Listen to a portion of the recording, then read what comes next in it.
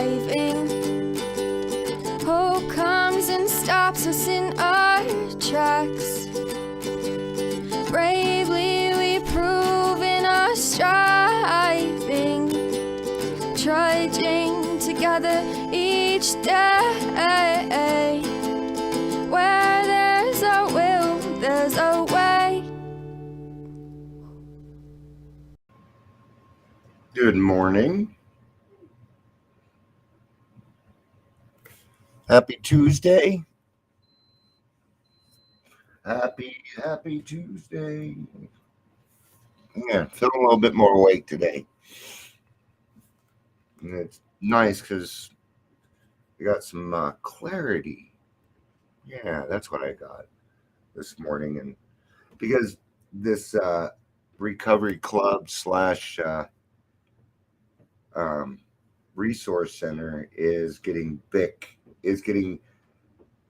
too quickly. Does that make sense? Right? And there's too much to be done. So what we're going to do is we're actually going to open the recovery club. That's what we're going to do first.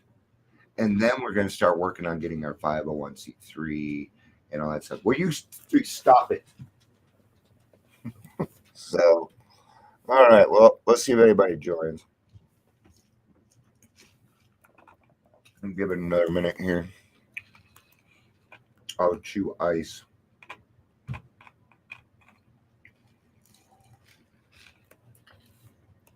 So, I think my talk before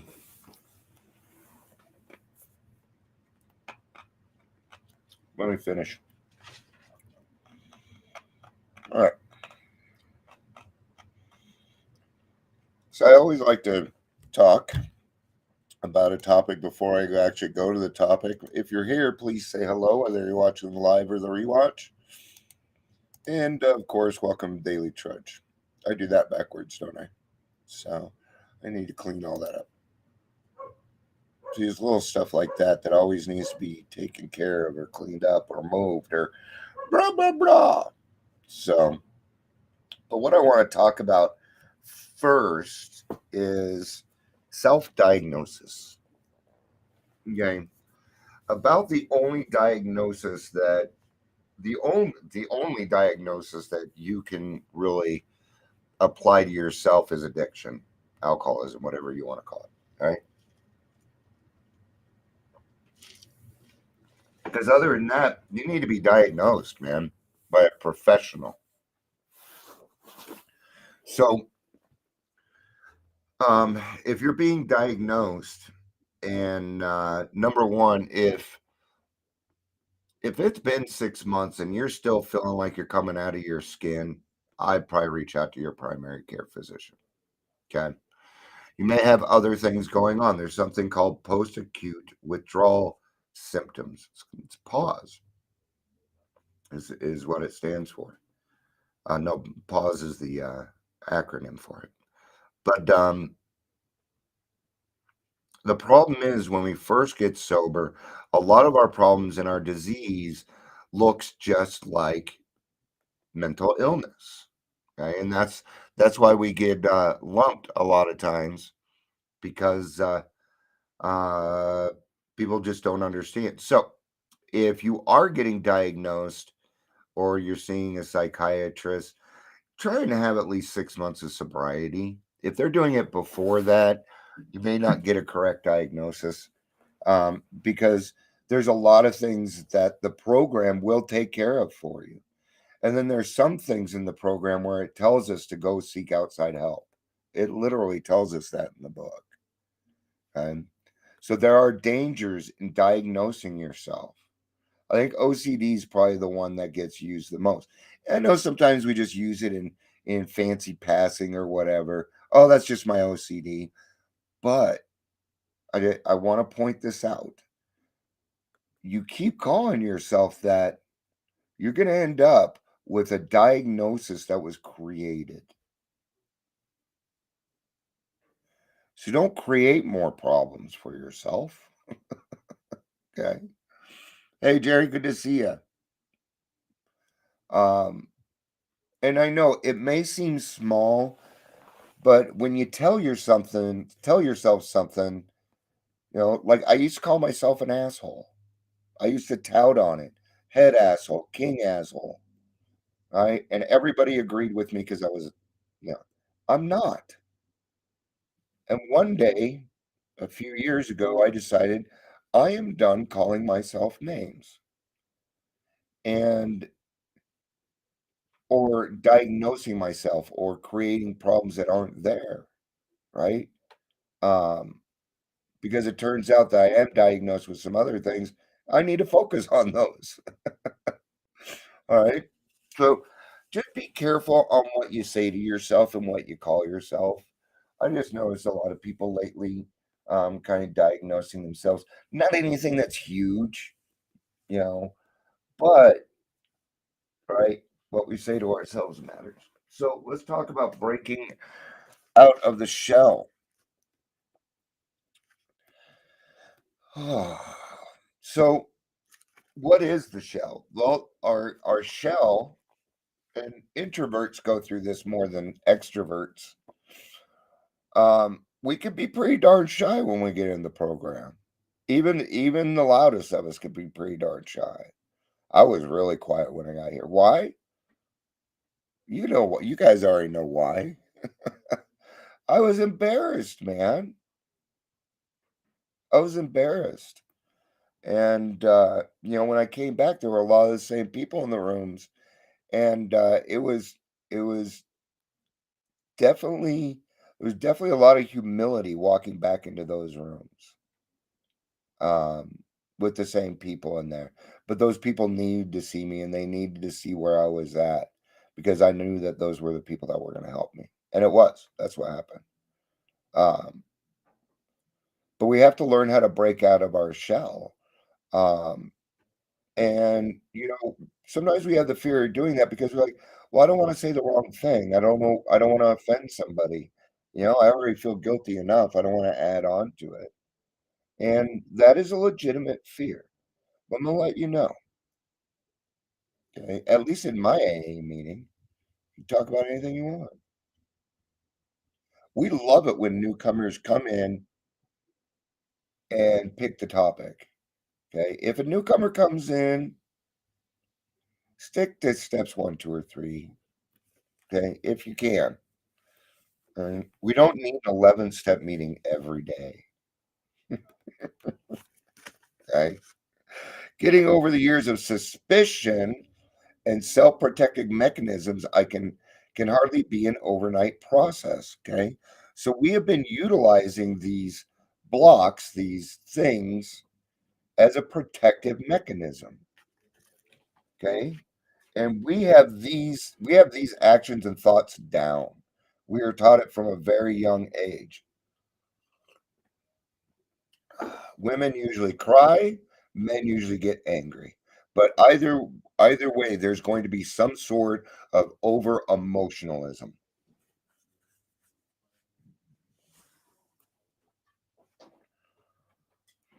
We have become thoroughly conditioned to feeling and acting misunderstood and unloved.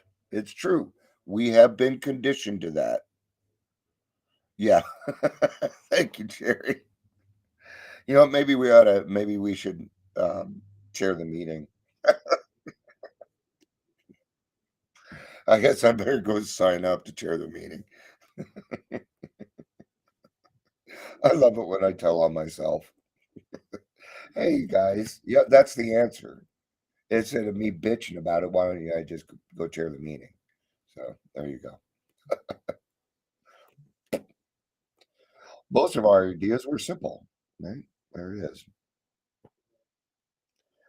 So I'm going to read that line again. We have become thoroughly conditioned to feeling and acting misunderstood and unloved, whether we really were or not. Some of us may need time and practice to break out of our shell in seemingly comfortable familiarity of solitude. Yeah, I spent a lot of time by myself. My my drinking was a George Thorogood song. I drank alone um, because I didn't want to go out to the bars anymore. And my wife wouldn't drink with me anymore. She said she wouldn't even hang out with me if I had been drinking. So I didn't towards the last part of my sobriety, I didn't see my wife very much,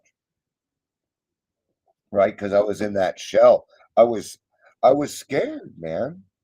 I was scared. So it says here that some of us may need time and practice. Okay? Go to meetings, share your experience, strength, and hope for a couple minutes, and then shut up. Okay? Now you're lucky because it used to be you were not allowed to talk at all unless you had 30 days. You didn't get to talk in meetings. Nope, that's changed, and honestly, I think it's for the better because it's, I think what it did is it helped, the newcomer feel more involved quicker. That's why when we were figuring out, how much time you should have in order to, um, share the meeting, I wasn't ready for a while, but a lot of people are up for it at 60 days, man. They're doing fine, feeling a lot better, and they can sit down and read that format and do it fine. So, um, yeah, it's 60 days before you can chair a meeting. It used to be 6 months, it used to be a year. Right. Even though we begin to believe and know we are no longer alone, we tend to sometimes feel and act in old ways. Am I taking it easy? Am I learning to wear the program in life like a loose garment? Yeah, taking it easy. That's a hard one for us. Okay. And for me, I had to practice that one. I had to practice sitting down and not doing anything. I still have a hard time with it. I still have a hard time with it. Sometimes I will force myself to sit down and maybe pet my cat. I can do that for 10 minutes, right? Maybe drink a glass of water or something while I'm doing it. But we have to learn, okay, that even in the most uppity, excuse me,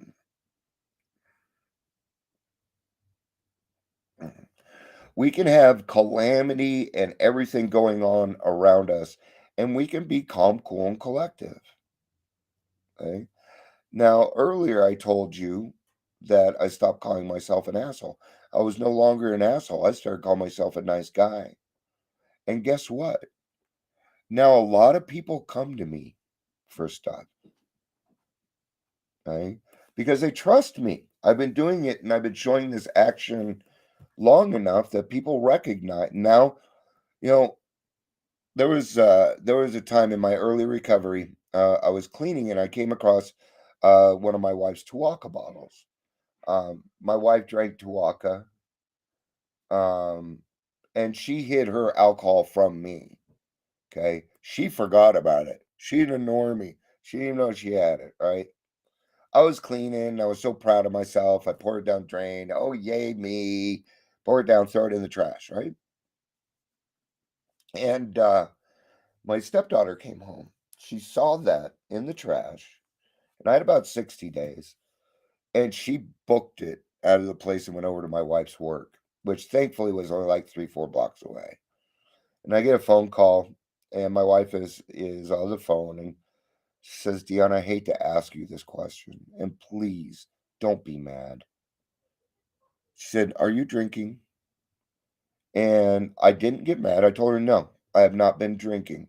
She said, there's an alcohol bottle." I'm like, "Oh, I found one of your bottles. I poured it out." Okay. Now my wife believes me, right? She believed me. She would known if I had been drinking. She'd know as soon as I picked up the phone. If I had been drinking, she would know it. Okay. Did my stepdaughter do anything wrong? No. That was actually a very appropriate reaction. Did it hurt? Of course it did. Of course it did. But thankfully, even at that time, I had some of the tools to realize that I had been doing something in front of her, and I always went back to drinking. So what's going to cross her mind? Okay. No, she did the right thing, right? Still hurts. It hurts right now. Okay. But I can tell you what, if somebody came into the house and they saw an empty bottle of booze on the top of the trash, I am the last person anybody would think of. But that took time. And even then, some of the people that I'm around and in my family do not feel that 6 years is enough time. You know, what might be enough time to you may not be enough time for somebody else. And we have to take that into consideration.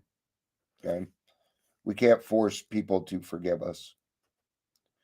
May I expect no sudden, total reversal of all my traits? No, it doesn't work that way.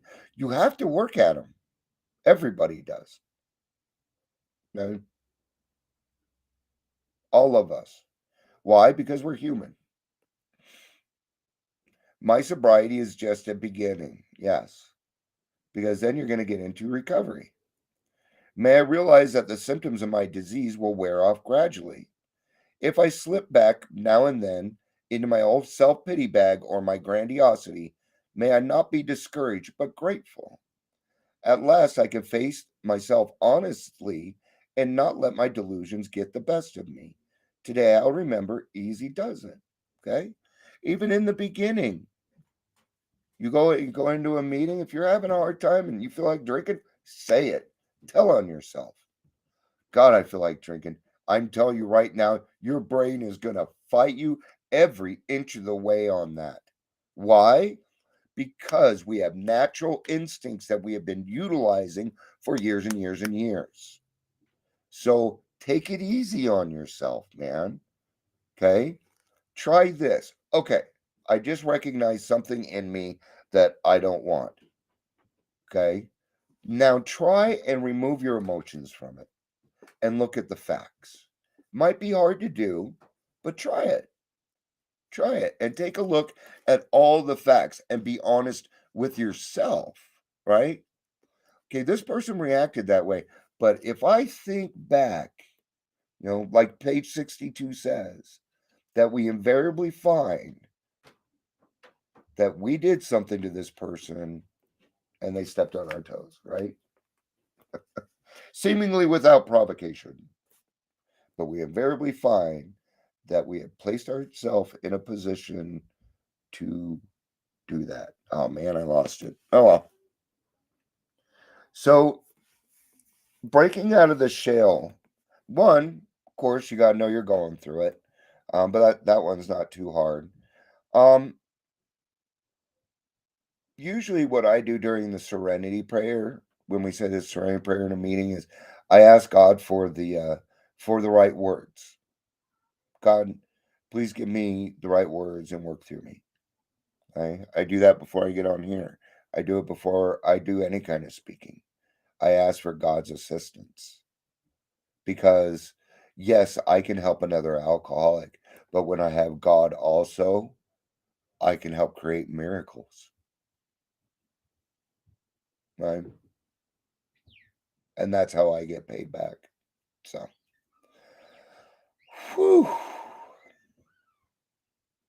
All right, I got a half hour before I got to yak my mouth some more at a meeting. So, I think 20 minutes is pretty good. So, all right, thank you everybody for being here. Jerry, it was good to see you. I love you guys. Peace out and have a day. Bye.